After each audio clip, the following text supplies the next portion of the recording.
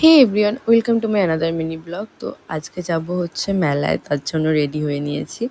আর আমি জানি না কেন ভীষণ ভালোবাসি মেলায় যেতে, মানে কিছু কিনি না কিনি যাই করি কিন্তু আমাকে মেলায় যেতেই হবে। আর যেখানে যেখানে মেলা বসে আমি শুনলেই দৌড়ে চলে যাই রেডি হয়ে।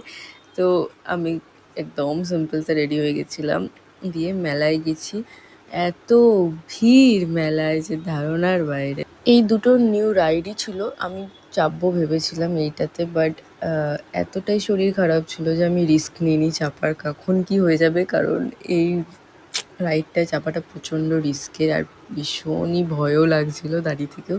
তারপরেও দেখো জাস্ট কতটা ভিড় এখানে, মানে হাঁটা যাচ্ছে না। সেদিনকে হয়তো অষ্টমী ছিল, এটা মানে শ্রীরামপুরের একটা চাত্রার কালী পুজো হয়, সেই পুজোর। এতটা দূর থেকে ফোনে কিছুই ছবি ভিডিও ভালো করে আসেনি, বাট তাও আমি যতটা পেরেছি নেওয়ার চেষ্টা করেছি।